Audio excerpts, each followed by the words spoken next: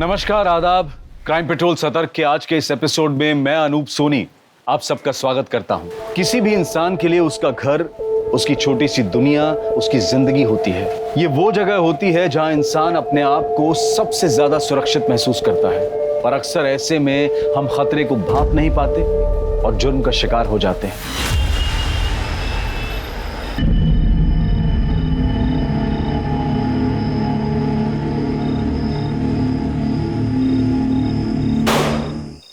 Happy birthday to you. Happy birthday to you. Happy birthday dear Bhabhi. Happy birthday to you. Hey! Happy birthday भाभी। शीतल, हमारी शादी के बाद ये तुम्हारा पहला बर्थडे है, तो ये खास तुम्हारे लिए मेरी तरफ से। अब ये बताओ तुम्हें क्या चाहिए? डाइवोर्स।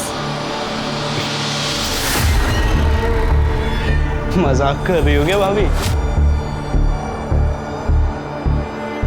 भाभी, कल भैया ने आपके लिए इतनी बड़ी सरप्राइज पार्टी रखी है।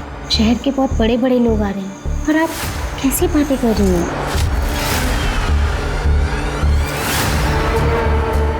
मुझे डाइवोर्स चाहिए, मतलब चाहिए।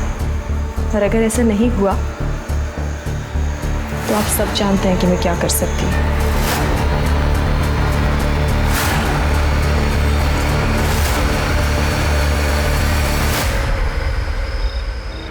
मम्मी आप टेंशन मत लो, मेरी क्लाइंट से मीटिंग है, मुझे जाना पड़ेगा। और पापा की तरह कोई गवर्नमेंट जॉब तो है नहीं कि 9 से 6 की नौकरी करो और फिर आराम। अरे बेटा, रात के 8 बजे हैं, मीटिंग तो कल भी हो सकती है ना। मम्मी आप समझते नहीं हो, सक्सेसफुल होने के लिए ना थोड़ी एक्स्ट्रा मेहनत करनी पड़ती है। अच्छा अब मैं जा रही हूँ, मैं आपको ना आने के बाद कॉल करती हूँ। बाय। ठीक है बेटा, अपना ध्यान रखना। हाँ,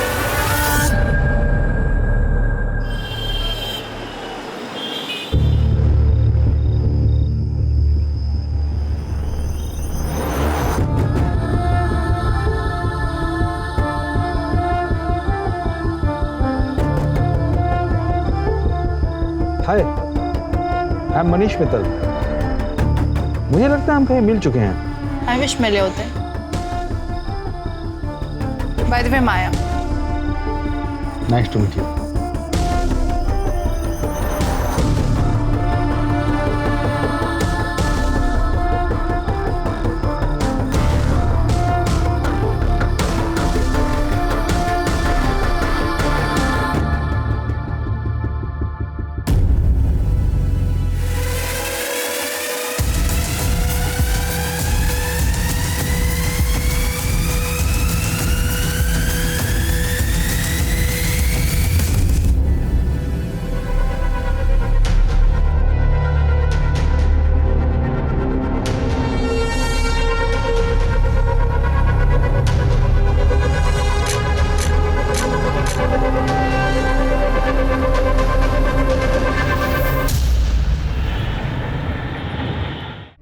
शीतल जी, मैंने आपकी केस हिस्ट्री और एविडेंस देख लिए हैं, but sorry to say it's not very strong. अब देखना है कि इस बेस पर हम आपकी तरफ से उनके खिलाफ कितना स्ट्रॉन्ग केस बना सकते हैं। विजय जी, मैं जानती हूँ इतना सब काफ़ी नहीं है, पर मुझे किसी भी हालात में डिवोर्स चाहिए। मैं बस उस कैद से छुटकारा चाहती हूँ, प्लीज़। ओके, कुछ करते हैं।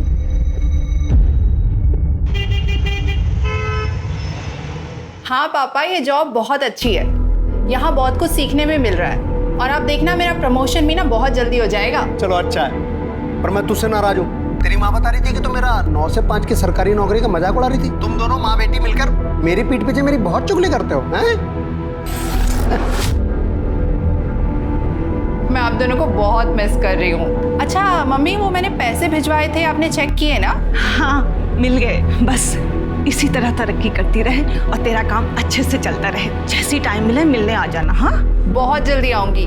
अच्छा मम्मी, एक इम्पोर्टेंट कॉल आ रहा है, मैं आप लोगों से बाद में बात करती हूँ। Bye, love you. हेलो,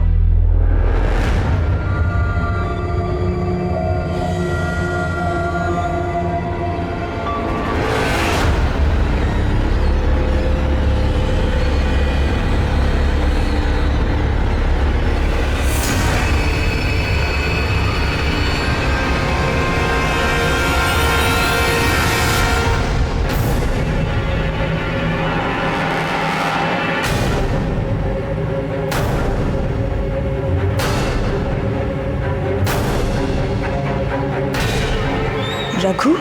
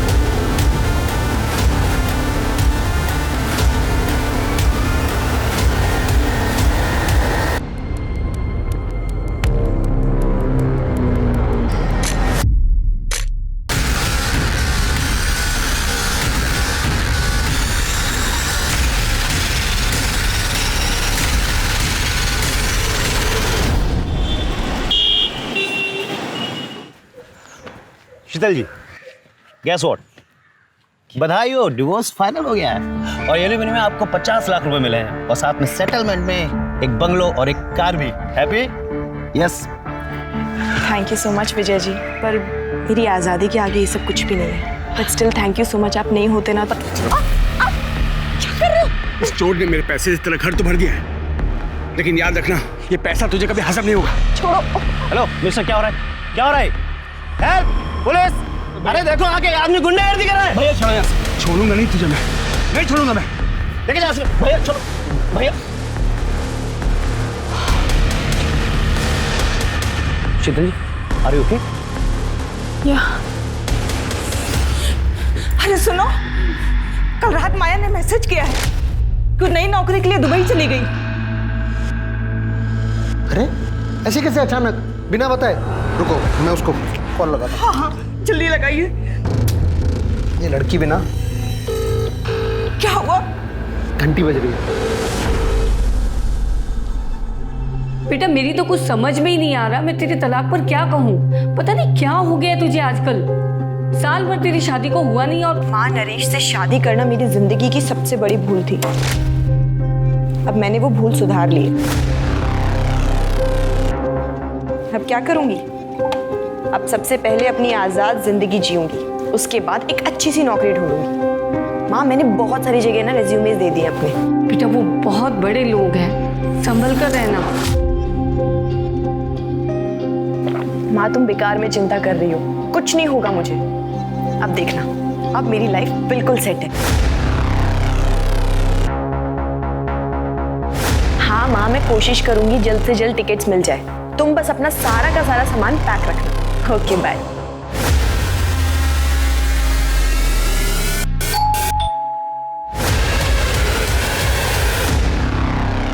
आपका पार्सल है।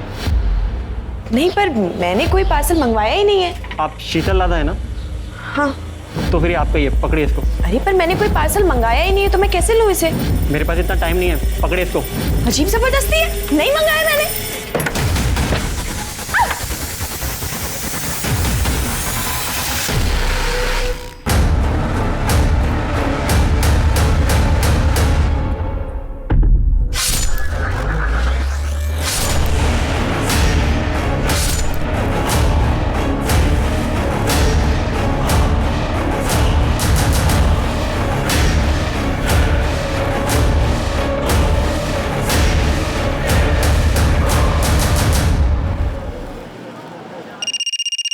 हेलो।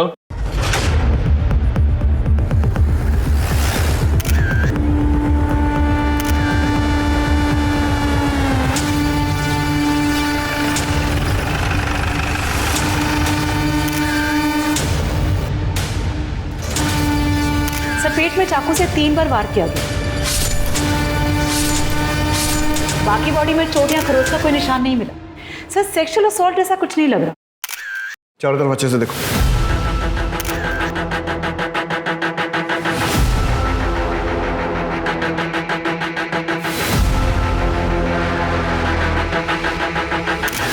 ऐसा करो, घर के कोने कोने में, दरवाजे पर, डोर पर, सब जगह से फिंगरप्रिंट लो और आस पड़ोस में पूछताछ करो। देखो पड़ोसियों ने किसी को आते जाते देखा है क्या? सर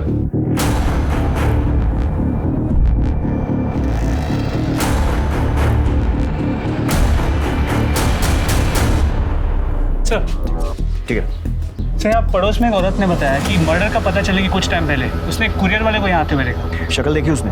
नहीं सर, उस कुरियर वाले ने मुंह पे रुमाल बांधा, सर पे कैप, इसलिए शक्ल नहीं देखी। सर शालिनी श्रीवास्तव से मेरी बात हुई, जिसने मर्डर की इन्फॉर्मेशन दी थी। उसने ये बताया कि शीतल कुछ दिन पहले यहाँ शिफ्ट हुई और नरेश लड्डा जो कि बिल्डर है वो उसका एक्स हस्बैंड है और कुछ दिन पहले उनका डिवोर्स हो गया। ठीक है, बॉडी पोस्टमार्टम के लिए भेजो। सर हम नरेश से मिलकर आते हैं।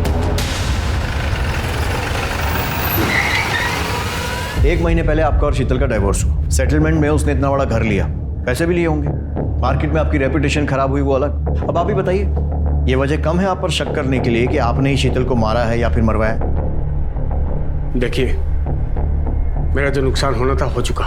उसका मर्डर करवाने से मुझे क्या मिलेगा? और वैसे भी डिवोर्स मैंने नहीं, उसने मांगा था मुझसे, और वो भी तब जब हम उसका बर्थडे सेलिब्रेट कर रहे थे। तुम्हें क्या चाहिए? डाइवोर्स। उसने मांगा और आपने दे दिया? हम थक चुके थे उसके टॉर्चर से, और मुझे पता चल गया था कि वो मुझसे नहीं मेरे पैसों को चाहती थी।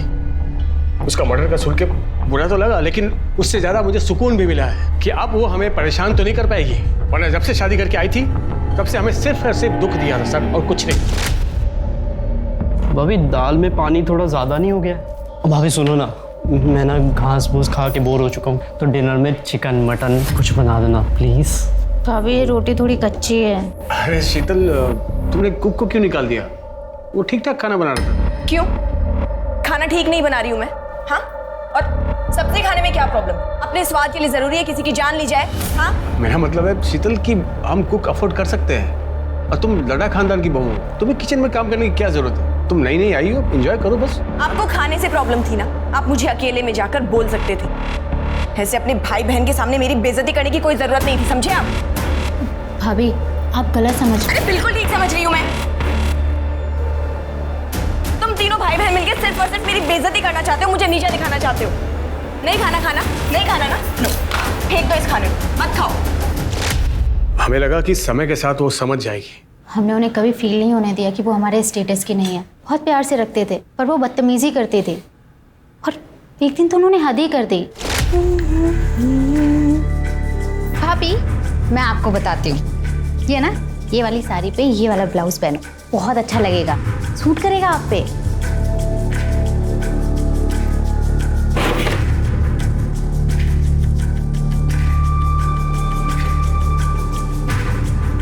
भाभी क्या कर रही हो आप? काट क्यों रही हो? तेरे छूने के बाद में अब मैं इसका पोछा भी नहीं बना सकती। और रही बात फैशन की, तो वो मुझे तेरी जैसी बहन जी से सीखने की कोई जरूरत नहीं है, जिसके पास पैसा तो बहुत है पर ओढ़ने पहनने की जरा सी अकल नहीं। आप लोग इतनी शराफत दिखा रहे थे और वो बदतमीजियां करती जा रही थी, क्यों? शायद उनकी नज़र सिर्फ हमारे पैसों पर थे, वरना वो प्रीतम से ऐसी बात नहीं करते। सर को बताओ ना, सर को बताओ। क्या हुआ?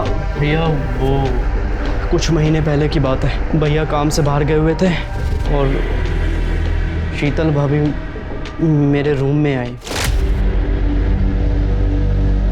जी भाभी क्या काम है बताइए।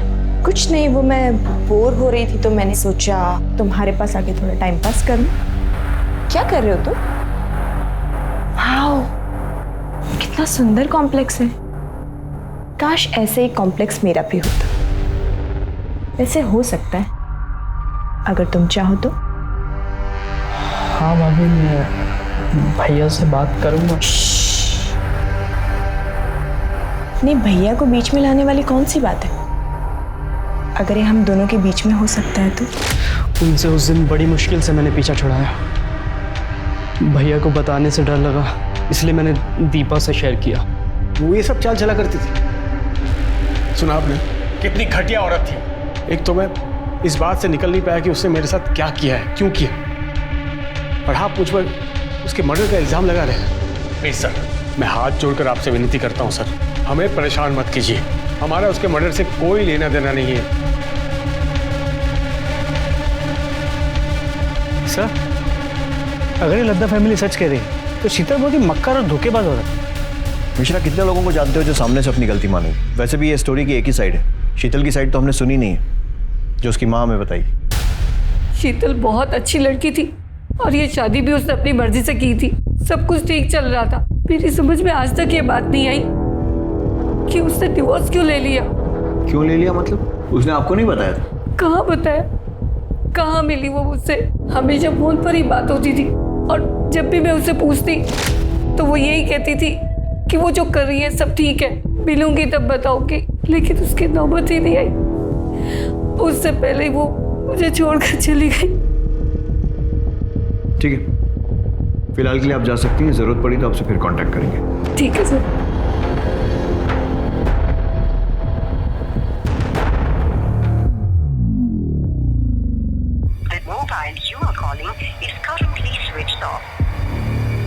क्या हुआ? माया ने फोन उठाया क्या? अरे फोन तो तब उठाएगी जब वो नंबर लगेगा, उसका तो फोन ही स्विच ऑफ आ रहा है। क्या हो गया इस लड़की को? 5 दिन हो गए, दुबई से सिर्फ फोटो भेज रही है, यानी कि कम से कम एक कॉल तो कर ले। अरे ये भी तो हो सकता है कि इंडिया का नंबर वहाँ काम ना कर रहा हो और वहाँ का नंबर लेने में टाइम लग रहा हो। एक बार और कोशिश करो। तुम सब ठीक होगा, तुम जाओ, एक गिलास पानी लेके आओ मेरे लिए। सर। हाँ मिश्रा। सर, शीतल के घर के फोरेंसिक रिपोर्ट के मुताबिक उसके घर में सिर्फ उसी के फिंगरप्रिंट्स मिले। उसके घर में किसी भी सामान पे, इनफैक्ट डोरबेल पे भी किसी और के फिंगरप्रिंट्स नहीं मिले। इसका मतलब जानबूझकर फिंगरप्रिंट्स मिटाए गए। शीतल उस घर में कुछ महीनों पहले शिफ्ट हुई थी, लेकिन इस टाइम में भी कोई ना कोई तो घर में आया होगा, किसी ने तो डोरबेल बजाई हो। मतलब यह है कि जिसने भी उसे मारा या मरवाया है, सोची समझी प्लानिंग है। सर, शीतल की पोस्टमार्टम रिपोर्ट्स आ गई। सर, इसके मुताबिक उसकी मौत दोपहर 1 से 3 के बीच में हुई और चाकू से 3 बार पेट में वार किया गया। काफी खून बहने की वजह से उसकी मौत हुई, पर मौत से पहले रेप या सेक्सुअल असॉल्ट जैसा ऐसा कुछ भी नहीं लग रहा। मतलब पीएम रिपोर्ट से भी कोई खास हेल्प नहीं है? नथिंग। सर, मैंने शीतल की बैकग्राउंड भी चेक की है। शादी से पहले या तलाक के बाद उसका कोई भी अफेयर वगैरह भी नहीं था। शीतल का एक्स हस्बैंड नरेश लड्डा और उसके भाई बहन, उनके कॉल रिकॉर्ड्स और मोबाइल लोकेशन? सर, अब तक नहीं आई, मैं जल्दी आ जाएंगे। जल्दी आ जाएंगे सर।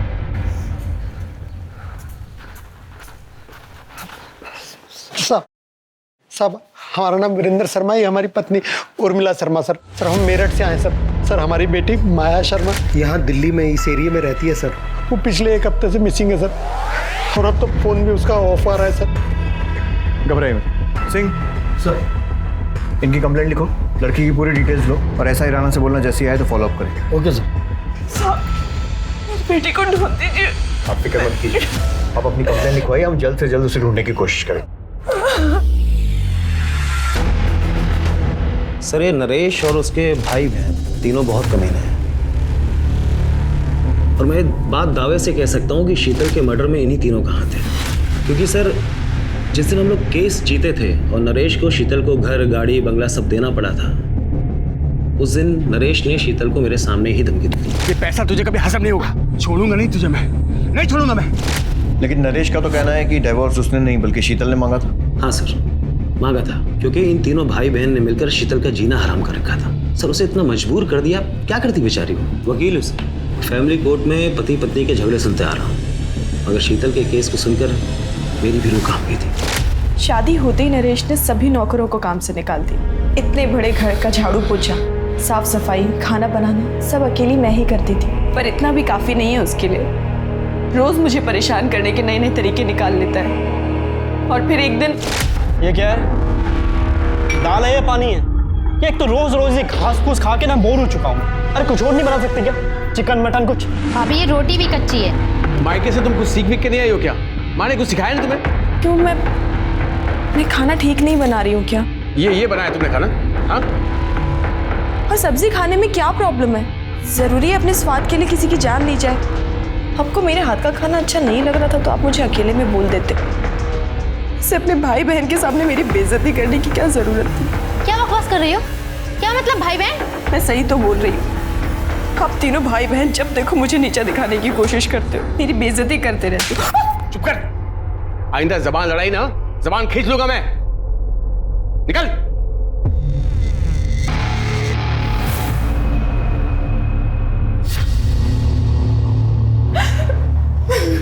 अरे अरे भाभी, आप रो क्यों रही हो? अरे मैं कह रहा हूँ ना, चुप हो जाओ, चुप हो जाओ। ये क्या कर रहे हैं आप? हाथ हटाइए। अरे हाथ हटा? अरे मैं तो हाथ हटा दूंगा भाभी, पर भैया शाम को जिसको ला रहे हैं आपसे मिलाने, उसका हाथ कैसे हटाओगे? क्या नरेश, तुम अपना काम निकलवाने के लिए मुझे किसी ऑफिसर के साथ सोने के लिए बोल रहे हो? नरेश, बीवी हूं मैं तुम्हारी। चिल्ला मत, तुझे क्या लगा रे? मुझ जैसे बिल्डर ने तुझ जैसे गरीब से शादी बिहार में पागल होकर की है। तेरे पास ये शक्ल ये फिगर नहीं होती ना, तुझ जैसे को मैं घास भी नहीं डालता। अच्छा चल ठीक है, सुन ज़्यादा नाटक मत कर, जल्दी से तैयार हो जा। और सिर्फ आज याद रखना, मुझे उसे सिर्फ खुश करना है ताकि वो 50 करोड़ का कॉन्ट्रैक्ट मुझे दे दे। तो कुछ नहीं, समझी? सिंपल। नहीं, मैं ऐसा कुछ भी नहीं करने वाली। क्या बोली तुम? क्या बोली? भैया क्या कर रहे हो? क्या चाहते हो? ऑफिसर का मूड खराब हो जाए इसकी सूजी हुई शक्ल को देख के और कॉन्ट्रैक्ट हमारे हाथ से निकल जाए? समझा इसको, जल्दी से तैयार हो जाए, नहीं तो जान से जाएगी।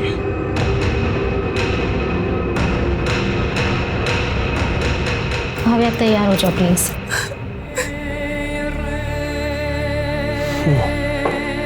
पियो पियो ना मेरी जान, अरे पियो ना।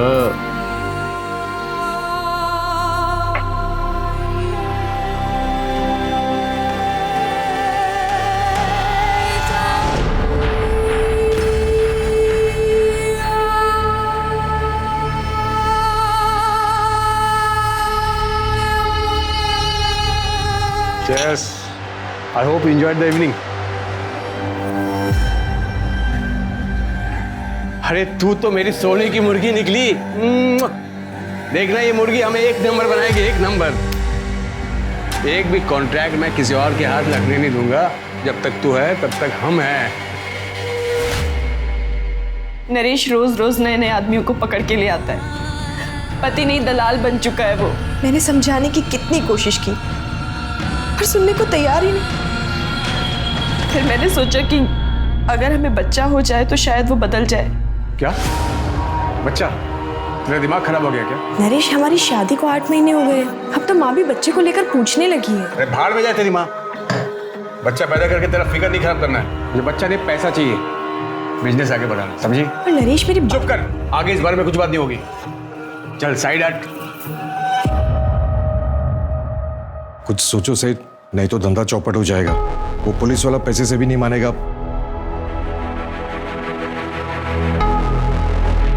ठीक है, मैं कुछ करता हूँ। सुन, एक पुलिस वाले ने नाक पे दम कर रखा है,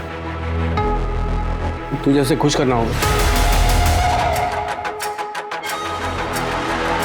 मैं ये सब और नहीं करूंगी, और अगर तुमने मेरे साथ जबरदस्ती करने की कोशिश की तो मैं पुलिस के पास चली जाऊंगी। क्या बोली? इतनी जल्दी क्या है? तुझे शाम को पुलिस वाले के पास ही भेज रहा हूं मैं। आराम से उसे बोल देना, लेकिन याद रखना तेरी माँ का क्या होगा? आधा घंटा नहीं लगेगा मुझे ऊपर पहुंचाने में, समझी?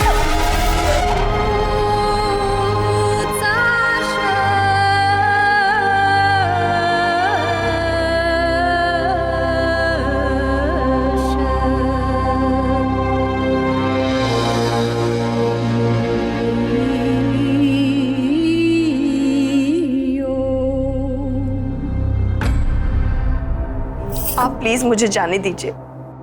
मैं ये सब अपनी मर्जी से नहीं करती हूँ। मेरा पति जबरदस्ती मुझसे करवाता है अपने बिजनेस के चक्कर में। आप पुलिस वाले हो ना, आप मेरी मजबूरी समझिए और प्लीज मेरी मदद कीजिए। अरे ड्यूटी पे भी जाना है, चल बिस्तर पे चल। नरेश साला कमीना है, लड़की का पैसा बचा लिया। चल। एक मिनट, मैं बस वॉशरूम जाकर आऊं प्लीज। अरे यार मूड खराब कर दिया, जल्दी जा और जल्दी आना।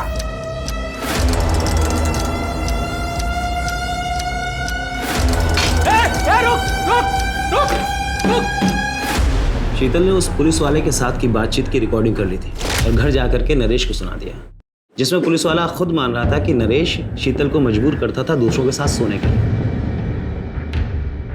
वो रिकॉर्डिंग सुनकर नरेश ने क्या किया? दरअसल उस शाम शीतल का बर्थडे था, तो इन तीनों भाई बहन ने मिलकर उसे सरप्राइज पार्टी दिया। वो लोग उसे इमोशनल यूज करके वो रिकॉर्डिंग डिलीट करवाना चाहते थे, मगर शीतल ने साफ साफ कह दिया कि उसे डिवोर्स चाहिए। वो रिकॉर्डिंग अभी कहाँ है? नरेश के पास। वो इसी शर्त पर डिवोर्स के लिए तैयार हुआ था कि शीतल रिकॉर्डिंग उसे वापस कर देगी और जितनी भी कॉपियां हैं वो सब डिलीट कर देगी। और अगर देखा जाए तो इस हिसाब से नरेश के खिलाफ कोई भी सबूत नहीं मिलता। उस पुलिस वाले का नाम क्या था? सर वो आप जानते हैं कि मैं बता नहीं सकता, लेकिन शीतल के लिए दुख होता है। कितनी मुश्किल से उसे वो सब चीज़ें मिली थी जिसकी वो हकदार थी। सर उसके कातिल को प्लीज़ छोड़िएगा मत। पुलिस के सामने शीतल की दो छवियां आई, लेकिन दोनों एक दूसरे से विपरीत थी। पहली गुस्सैल, बदतमीज, मौका परस्त जो लाड़ा परिवार ने बताई। दूसरी एक मजबूर, असहाय, पीड़ित औरत की, जिससे उसका अपना पति अपने फायदे के लिए जिस्म फरोशी करवा रहा था। आखिर शीतल का असली किरदार क्या था, क्योंकि उसे समझे बिना इस केस को समझ पाना बहुत मुश्किल था। तो लट्टा फैमिली का बैकग्राउंड चेक किया, पता चला काफी टेढ़े लोग, कंस्ट्रक्शन बिजनेस में है तो काफी ऊपर तक कॉन्टैक्ट्स, कॉल रिकॉर्ड्स में गुंडे, हिस्ट्री शीटर्स, इन सब के नंबर्स, और इनके खिलाफ धोखाधड़ी के केसेस भी रजिस्टर्ड है। मोबाइल लोकेशन चेक की? जी सर, लेकिन 10 तारीख को इनमें से किसी की भी मोबाइल की लोकेशन शीतल के घर के आसपास की नहीं। मिश्रा, ये लड्डा नामी बिल्डर है, तो पॉसिबल है कि ये काम इसने किया नहीं, करवाया हो। इसके लिए इसमें जितने भी गुंडे और हिस्ट्री शीटर है ना, उनको राउंड अप करते हैं, वो बताएंगे कुछ।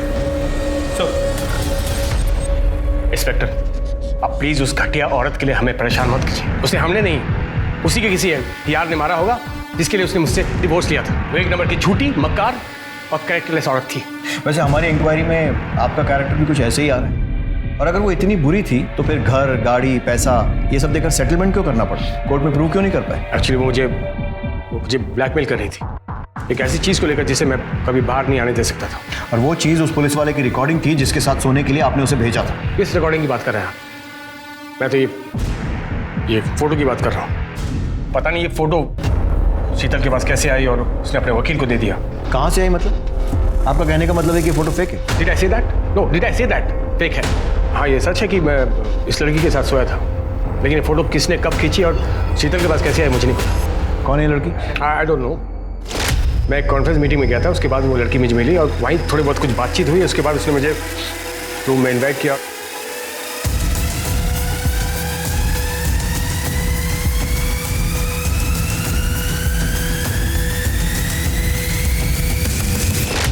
इस लड़की का कोई कांटेक्ट या एड्रेस? नो।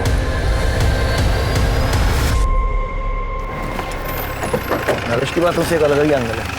मतलब शीतल का वकील उसे जितना शरीफ बताने की कोशिश कर रहा है, शायद वो ऐसी है नहीं। मिश्रा, बात करो फोटो में वो लड़की कौन है? वो फोटो खींची किसने है और शीतल के पास वो फोटो किसने भेजी है ठीक उस वक्त जब डाइवोर्स की प्रोसीडिंग चल रही है? सर 2 दिन हो गए कंप्लेंट कराए हुए सर। सर हमारी बेटी अभी तक मिसिंग है सर। आपका केस तो ऐसा ही राणा देख रहा है। राणा कहाँ है? सर राणा साहब तो केस के सिलसिले में बाहर गए। आइए आप मेरे साथ, संभल के। एक मिनट दिखाइए।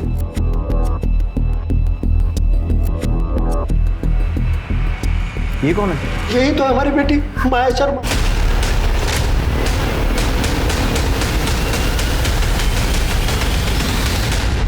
सर हमारी बेटी माया 7 तारीख को नई दिल्ली से दुबई गई थी नौकरी ज्वाइन करने के लिए। ये देखिए साहब, दुबई से फोटो भेजती है पर कॉल करते हैं तो उठाती नहीं है, कॉल बैक भी नहीं करती है। सर शुरू में तो 1-2 दिन हमने इंतजार किया कि फ़ोन करेगी, पर बाद में तो उसका फ़ोन भी स्विच ऑफ हो गया। फिर हम लोग मेरठ पुलिस के पास गए, उनसे कहा तो उन्होंने कहा कि हाँ आप लोग दिल्ली जाइए, क्योंकि वो माया दिल्ली में ही रहती थी।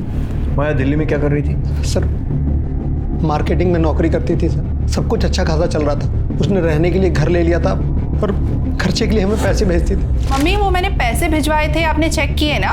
फिर अचानक 7 तारीख को उसका SMS आया कि वो उसने नौकरी छोड़ दी है, उसको दुबई में नई नौकरी मिली और इसलिए वो वहाँ जा रही है। जाने से पहले हमसे मिलकर भी नहीं गई। यहाँ पर किस कंपनी में जॉब करती थी? तो सर ये तो कभी मैंने उससे नहीं पूछा। ठीक है, अभी आप जा सकते हैं। मिश्रा, माया के पिछले 2 महीने के कॉल रिकॉर्ड्स, मोबाइल लोकेशन और जितनी भी जानकारी मिल सकती है निकालो। उसका social media account, email ID सब कुछ ढूंढो और अच्छे से छानबीन करो। सर नरेश के कॉल रिकॉर्ड में जिन गुंडों के नंबर थे उन्हें लेकर आए। साहब हम गुंडे नहीं, मजदूर लोग हैं साहब, छोटा मोटा काम कर लेते पेट पालने के लिए साहब। और नरेश लड्डा के हिस्से की मार खाना भी तुम्हारे छोटे मोटे काम में आता है? देख सोच कर जवाब देना। ये भी मजबूर है। जब इसके हाथ में खुजली होती है ना तो 2-4 की हड्डियां तोड़ने के बाद ही ठीक होती है। सोच लो।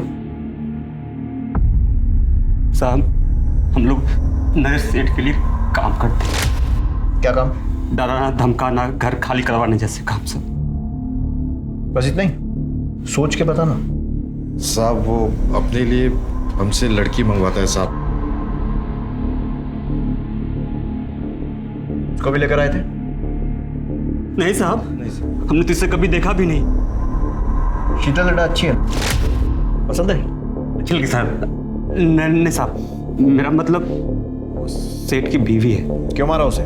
सेठ के कहने पर? नहीं साहब, हमने नहीं मारा। साहब हम लोग क्यों मारेंगे उसको साहब? तुमने नहीं मारा तो किसने मारा? अब हमें क्या पता किसने मारा साहब, हमारा तो उससे कोई वास्ता भी नहीं। वास्ता भी निकलेगा। मिश्रा मिटा ले खुजली, तब तक तोड़ना जब तक सच नहीं बोलते।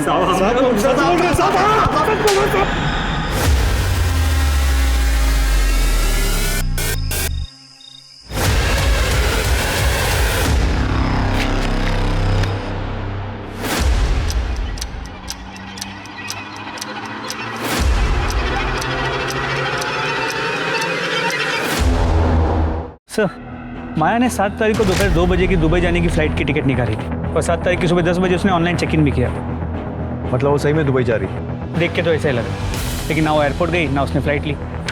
टिकट लिया, ऑनलाइन चेक इन भी किया, तो फिर फ्लाइट क्यों छोड़ दी? हो सकता है लास्ट मिनट उसका मन बदल गया हो, या फिर किसी ने ज़बरदस्ती उसे जाने से रोका। लेकिन दोनों ही केसेस में वो दुबई वाले पिक्चर्स कहाँ से आए जो उसने अपने माँ बाप को भेजे? सर हमने पता किया, वो पिक्चर्स इंटरनेट से निकाली गई और उसके माँ बाप को इसलिए भेजा गया ताकि उन्हें यकीन हो कि माया दुबई में है। सारे पुलिस स्टेशन में माया की डिटेल्स भेजी? जी sir. Sir excuse me. Hello, PSA Mishra बोल रहा हूँ। ठीक है सर, फरीदाबाद के पास के जंगल में एक माया से मिलती जुलती बॉडी मिली। बॉडी काफ़ी सड़ चुकी है, तो आइडेंटिफाई करवाना होगा। माया के पेरेंट्स को बुलाओ, शिनाख्त। हाथ में टैटू है जिससे शायद पहचान हो सके।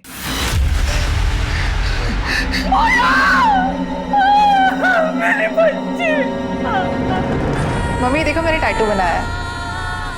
अरे ये क्या अनाप शनाप बना लिया है, कितने सुंदर हाथ थे तेरे। मम्मी आजकल का फैशन है, रहने तो आप समझोगे ही नहीं। कहाँ समझ पाएगी तू, ऐसे हमें छोड़कर चली जाएगी।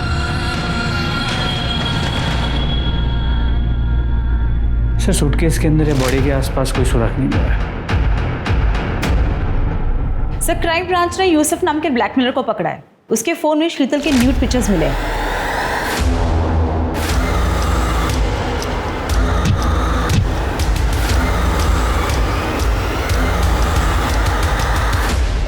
सर ये फोटो मुझे प्रतिम ने सेंड किया था सर। प्रतिम लड्डा? जी सर। क्यों भेजा था? सर वो मैं online sex chat video racket चलाता हूँ सर, वहाँ मेरी एक लड़की को ये प्रतिम मिला था सर। सर जब हमने इसकी इंक्वायरी निकाली तो पता चला ये बहुत बड़ा आसामी सर, तो हमने इसे अपने जाल में फंसाया सर और इसको हमने ब्लैकमेल करना शुरू किया सर। फिर सर ये हमारा ATM बन गया था सर। सर मैं यूसुफ को रेगुलरली पैसे दे रहा था, एक बार पैसे नहीं दे पाया तो उसने बोला कि घर में किसी फीमेल की न्यूड पिक्चर सेंड करना, तो इसलिए मैंने एक बार शीतल भाभी की फ़ोटो खींची चुपके से। वो गमछा मैं जानबूझकर अपने साथ ले गया। मुझे लगा अगर भाभी ने मुझे देख लिया तो उनको लगे कि रघु था। एक ही फोटो भेजी थी और भी भेजी थी?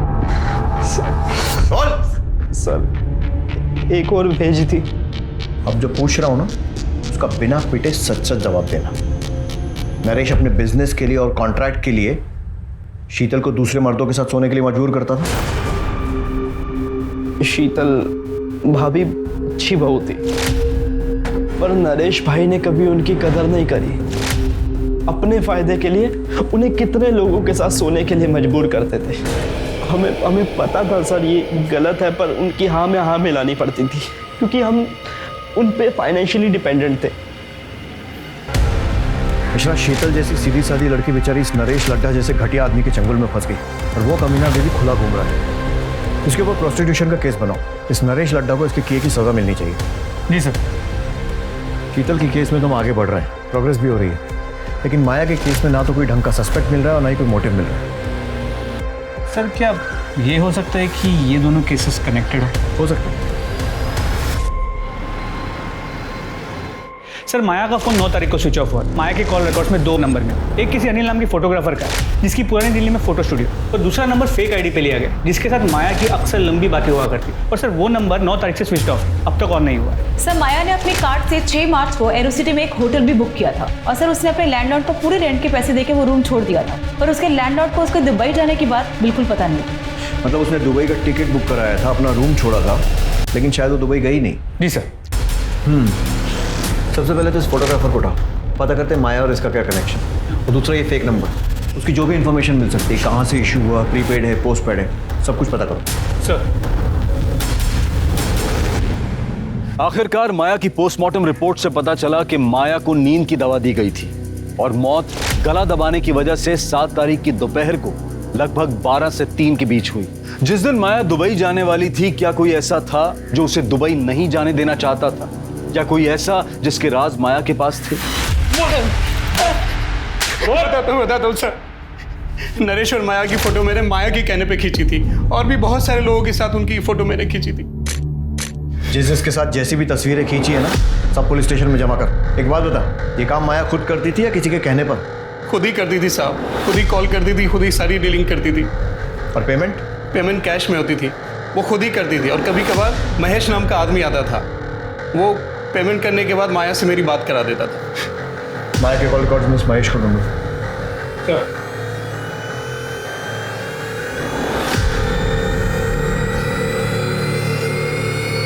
सो महेश का पता चल गया। उठा लो साहब मैं सच बोल रहा हूँ, माया मैडम जो बोलती है मैं वो करता हूँ। वो अक्सर लोगों को लिफाफे पैकेट देने के लिए बोलती थी। मुझे लगा कि अनिल भी इनका आदमी होगा। अब वो कौन है, क्यों है, क्या है, मैं ये सब उनसे नहीं पूछ सकता ना। तू तो कुत्ते जैसा वफादार आदमी है ना। देख, माया का मर्डर हो गया है, अभी अगर मुंह नहीं खोलेगा ना तो लंबा अंदर जाएगा तू। तेरे फोन रिकॉर्ड्स, कॉल लोकेशन सब निकाल लिए हमने, जिससे क्लियर है कि 6 तारीख को तू माया के होटल गया था, और बाद में भी होटल के आसपास ही था, और अगले दिन होटल से एयरपोर्ट की तरफ भी गया था जब माया दुबई जाने के लिए एयरपोर्ट निकली थी। साहब मुझे क्यों फंसा रहे हो? मैं तो जो साहब बोलते थे वो करता था। तो मैं भी तो वही पूछ रहा हूँ ना, क्या किया तूने? 6 मार्च की शाम को माया मैडम को होटल पर ड्रॉप किया था। तो जब माया को ड्रॉप किया था वो अकेली थी? हाँ सर। उसके साथ कोई सामान वगैरह था? नहीं साहब, खाली हाथ में पर्स था बस। फिर मैंने शाम को साहब को होटल ड्रॉप किया और गाड़ी वहीं छोड़ के अपने एक दोस्त के पास रहने चला गया।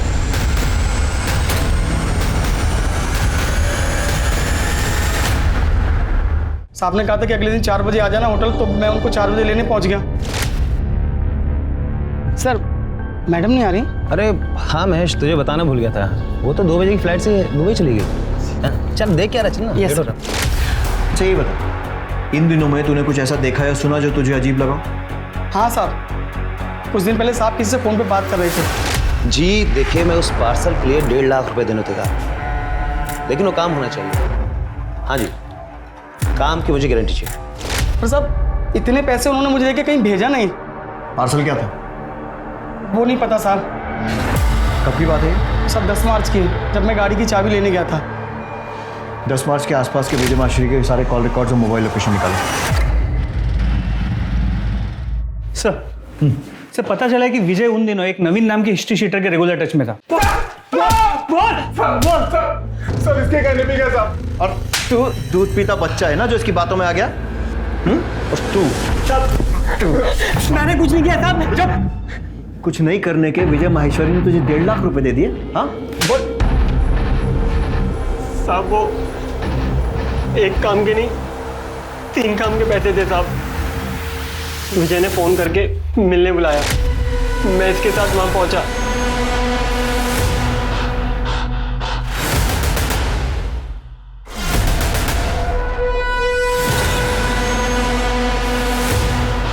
मर गई क्या? नींद की दवा देकर बेहोश किया, मारने का काम तेरा।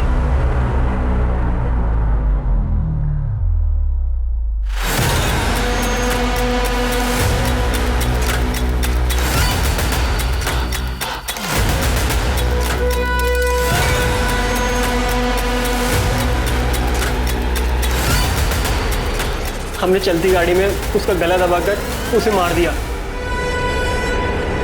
और थोड़े आगे जाकर सूटकेस को जंगल में फेंक दिया। तो पहला हुआ माया का मर्डर, दूसरा उसकी बॉडी को ठिकाने लगाना। तीसरा बताओ। तीसरा शीतल का मर्डर।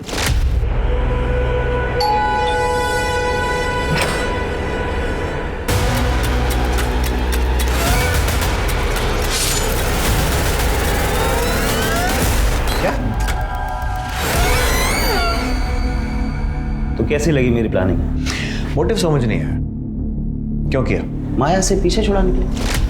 दरअसल क्या होता है कि जो ये डिवोर्स केस होता है ना, इसमें हम लोग क्लाइंट को ज़्यादा एलिमनी दिलाने के लिए उन्हें नंबर 2 के तरीके से करते हैं, उन्हें कन्विंस करते हैं। उसके बाद इन सब नंबर 2 के तरीकों से ही तो पैसे मिलते हैं ज़्यादा, वरना आप भी जानते हैं कि डिवोर्स के केस में कहाँ इतने पैसे मिलते हैं। और माया वो अपनी मर्जी से काम करती है। अरे नहीं साहब, इतनी आसानी से कौन तैयार होता है। बोला मैंने कि ये सब करने में परेशानी क्या है, किसी के साथ सोना थोड़ी। उसको ब्रेन वॉश किया, समझाया उसको, तब जाके मानी। और हाँ, शादी की झांसा भी दी। लेकिन उसके बाद एक दिन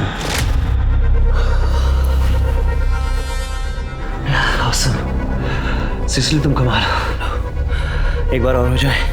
एक बार क्यों, 10 बार करेंगे। रियली? लेकिन उससे पहले तुम्हें मुझे अपनी फर्म में पार्टनर बनाना होगा, अपनी बीवी को डिवोर्स देना होगा और मुझसे शादी करनी होगी। ये क्या बकवास कर रही थी? तो मुझे देखकर या सुनकर लग रहा है कि मैं बकवास कर रही हूँ। शुरू में मुझे लगा कि भूल जाएगी, मगर नहीं साहब, वो तो पीछे पड़ के रह गई। फिर मुझे लगा कि इसका कुछ ना कुछ तो इलाज करना पड़ेगा। तभी सडनली मुझे शीतल के केस से एक आइडिया मिला और मैंने डबल गेम खेला। मैंने माया को नरेश के पास ये कह के भेजा कि इस केस से ना हमें बहुत पैसे मिलने वाले हैं, और इतने पैसे कि हम उस पैसे से अपनी नई जिंदगी शुरू कर सकते। और उसके बाद मैंने अनिल से माया और नरेश की फोटो खिंचवा ली, और उन फोटो से मैंने शीतल को घर, पैसा, गाड़ी सब दिलवाया। इतना तो मैंने भी एक्सपेक्ट नहीं किया था, तो मैंने भी अपनी फीस बढ़ा दी, जिसकी वजह से मेरे और शीतल में झगड़ा हुआ और उसने मुझे पुलिस की धमकी तक दे डाली। फैमिली कोर्ट में नरेश ने शीतल को सबके सामने धमकी दी थी कि वो उसे छोड़ेगा। इसी बात का मैंने फ़ायदा उठाया और एक साथ दोनों को ख़त्म करने का प्लान किया, ताकि दोनों केस में नरेश का नाम आए और वो फंस जाए। तो मैंने माया की 7 तारीख की दुबई की फ़्लाइट बुक की, उसका ऑनलाइन बोर्डिंग पास निकाला, ताकि आप लोग जब छानबीन करें तो आप लोगों को माया के दुबई जाने वाली बात सच लगे। अगले दिन होटल से निकलते वक्त मैंने उसकी कॉफ़ी के कप में नींद की गोलियाँ डाल दी।